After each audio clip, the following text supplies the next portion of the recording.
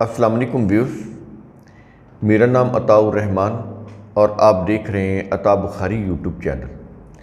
قرآن کریم کی مسلسل ایکسپوزیشن کے سلسلہ میں آج ہم سورہ آل عمران کی آیت نمبر 51 کی ایکسپوزیشن کریں گے۔ تو ان آیات کے اندر آپ کو معلوم ہے کہ مریم علیہ السلام کو بشارتیں دی جا رہی تھیں ان کے ہونے والے بیٹے عیسیٰ علیہ السلام سے متعلق، اور ان کا مقصد کیا تھا کہ یہودی ہیکل کے اندر جو شریعت بنائی گئی ان کے پریسٹ کی طرف سے، احبار اور رہبان کی طرف سے، اور اس شریعت کی روح سے جو مذہبی قوانین بنائے گئے، جو فقہیں بنائی گئیں، جو عقائد تراشے گئے، اس کا مقصد لوگوں کے دلوں میں خوف بٹھانا تھا، ڈر پیدا کرنا تھا۔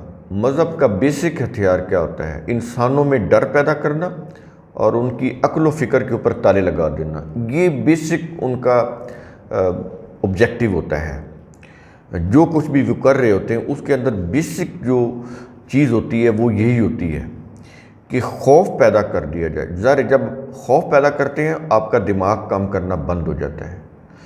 تو اس کا اگلا سٹیپ جو ہے وہ کیا ہے؟ خوف پیدا کر کے عقل و فکر کے اوپر تالے لگانا۔ تو یہ بنیادی کام ہر مذہب کرتا ہے۔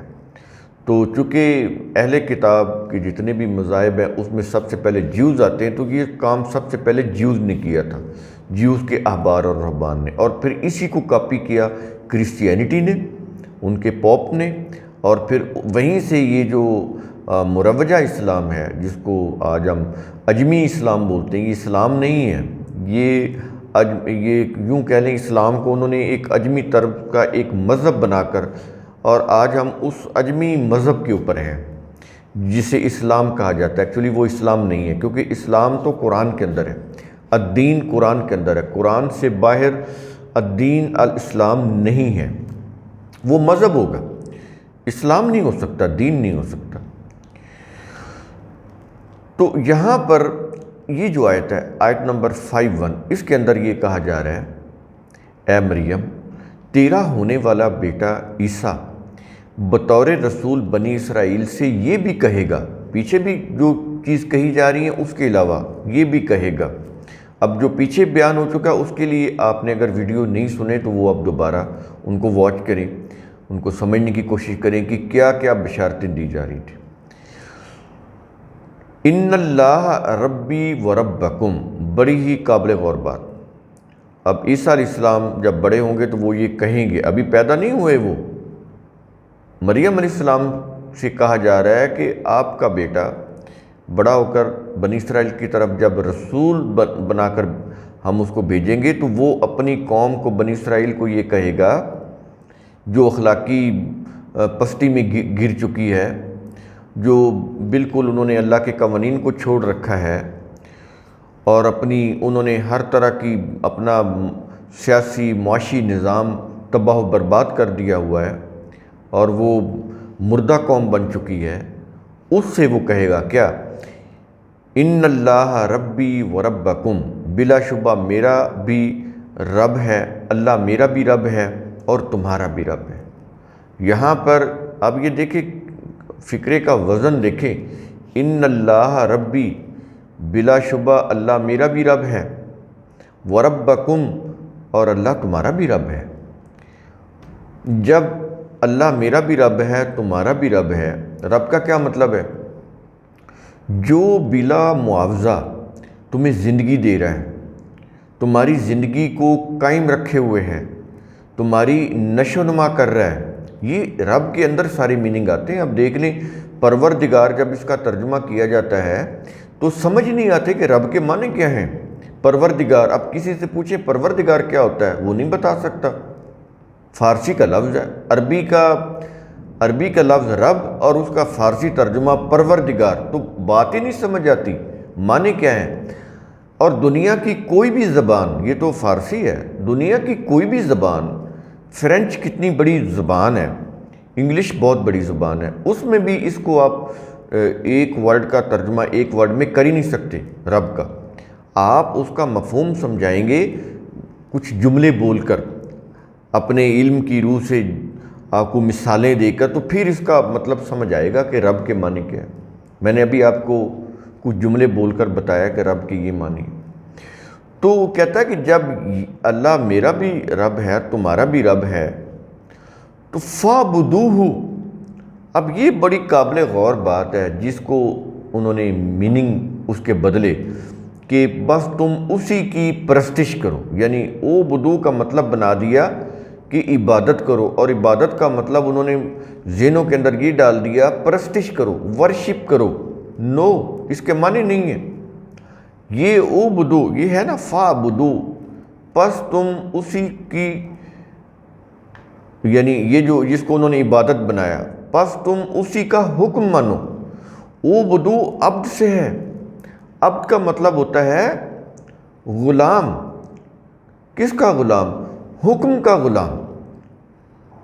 حکم کا غلام، جو اس کو حکم ملتا ہے، غلام کا کام ہوتا ہے کہ وہ حکم کو بجا لائے۔ لیکن یہ جو غلام ہیں، ہم دنیا کے لوگوں کے غلام بنے ہوئے ہیں، یہ دنیا کی جو نظام ہے اس کے غلام بنے ہوئے ہیں، یہ تو ظلم پر مبنی ہے۔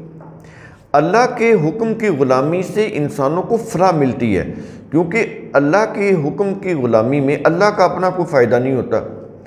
اس نے انسانوں کو جب پیدا کیا، ان کی ربوبیت کی، تو ان کو قوانین بھی دے دیے، کیونکہ انسانی عقل ان قوانین کو معلوم نہیں کر سکتی۔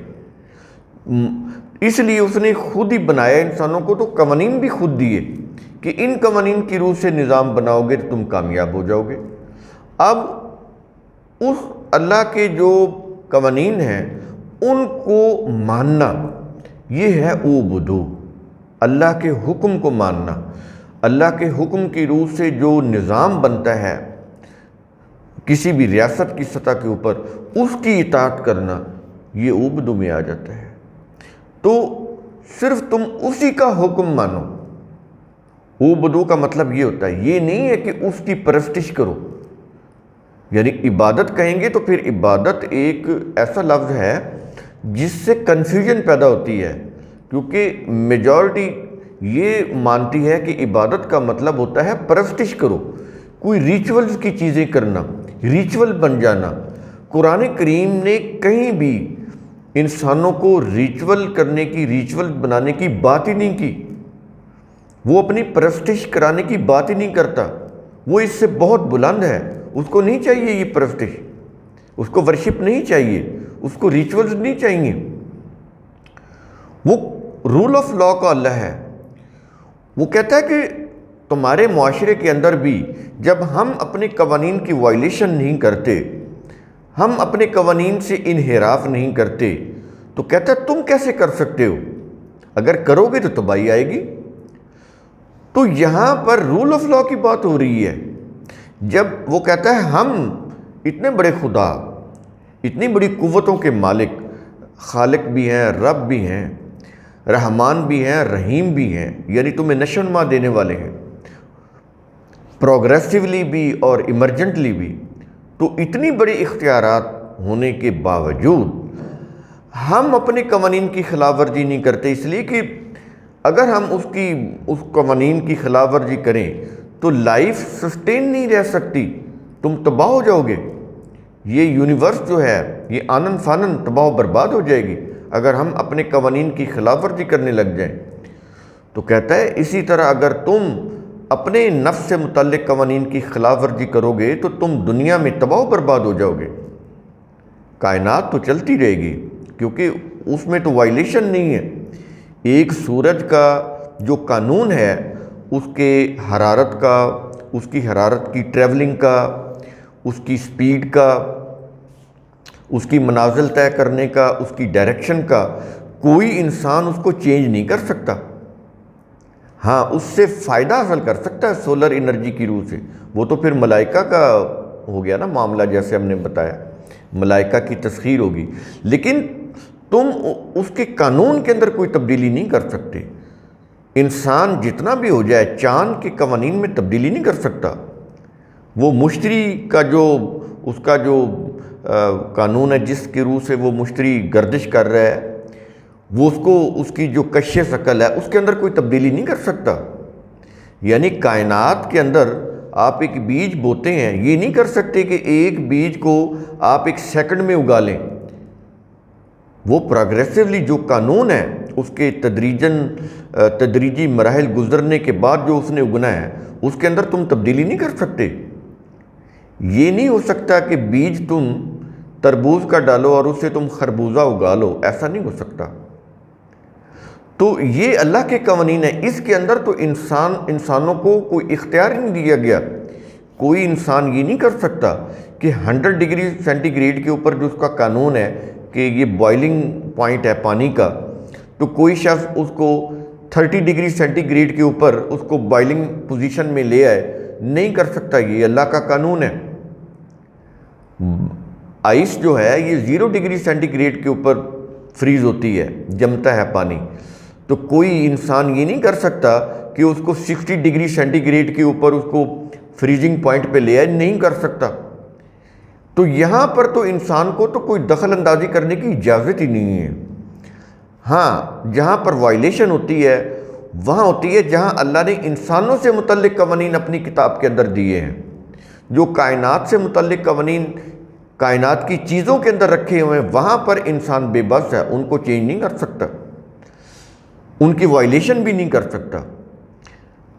اگر ان کی وائلیشن کرے گا تو اسی وقت اس کو موت آ جائے گی۔ آپ آگ کو چھوئیں گے، یہ فزیکل لا کی وائلیشن ہے، تو آپ کو آگ جلائے گی۔ کوئی معجزہ، کوئی کرامت وہاں پر کام نہیں آئے گی۔ زہر کوئی پیے گا، اس کی موت واقع ہوگی، کوئی اس کو بچا نہیں سکتا۔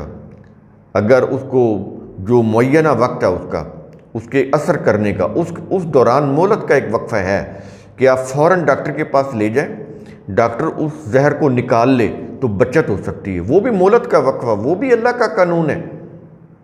اگر وہ گزر گیا تو پھر ڈاکٹر بھی کچھ نہیں کر سکیں گے۔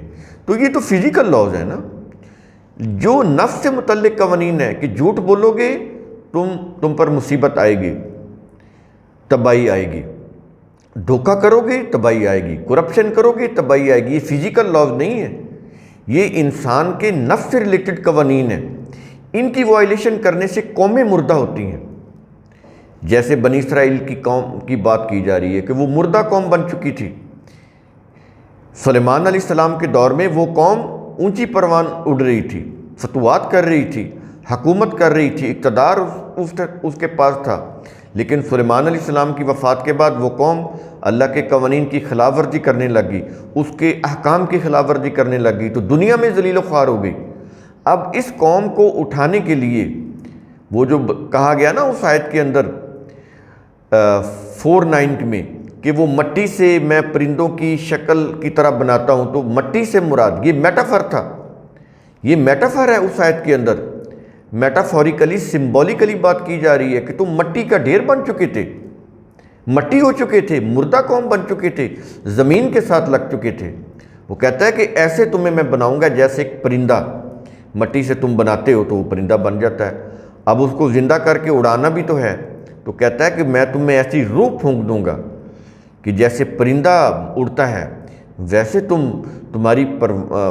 تمہاری جو پرواز ہے وہ اونچی اڑان اڑنے لگ جائے گی، تم اونچی اڑان میں چلے جاؤ گے۔ ہم آج بھی کہتے ہیں کہ آج کل تو بڑی اونچی اڑان میں ہو، تو یہ محاورے ہم بولتے ہیں، آج بھی بولتے ہیں، زندہ قوم، مردہ قوم، آج بھی ہم بولتے ہیں۔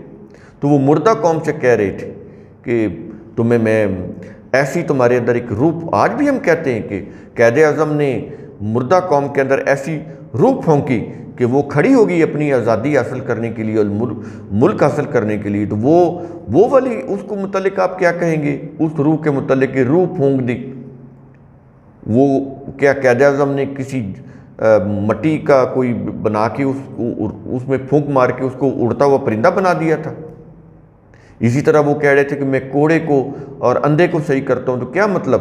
یہ جو کوڑ مرض قوم بن چکی ہے، جن کی عادات اتنی گندی اور غلیظ ہو چکی ہیں کہ کوئی ان کو منہ لگانے کے لیے تیار نہیں، یہ جو اندھی بہری قوم کچھ سننے کی، کچھ سوچنے سمجھنے کی بھی صلاحیت نہیں رکھتی، اس صلاحیت کو بھی انہوں نے ختم کیا ہوا ہے، تو میں دوبارہ سے تمہاری یہ صلاحیتیں بیدار کر دوں گا، تمہیں ایک زندہ قوم بنا دوں گا۔ اس آیت کے اندر یہ چیز کہی جا رہی تھی۔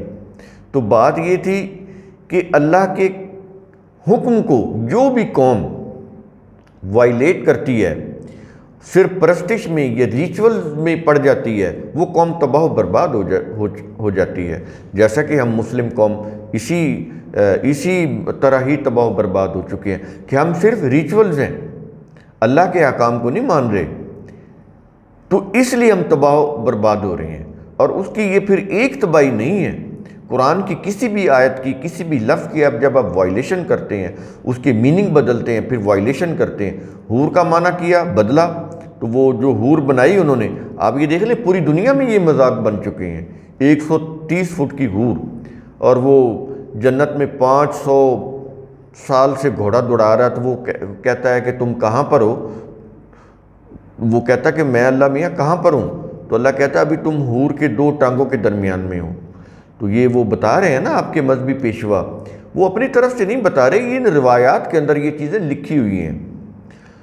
تو بات یہ ہے کہ جب، اور اس کو پھر حاصل کرنے کے لیے وہ جہادی بنے، مجاہدین بنے، حوریں حاصل کرنے کے لیے، پھر دنیا میں یہ آپ یہ دیکھ لیں کہ کس قدر یہ پوری دنیا کے اندر دہشت گرد وہ مشہور ہو گئے، امیج خراب ہو گیا ان کا پوری دنیا میں، ایک قرآن کی صرف ایک لفظ کی وہ جو اصطلاح ہے حور کی بدلنے سے یہ دنیا، یہ جو مسلم ہے دنیا میں کس قدر ذلیل و خوار ہو رہے ہیں۔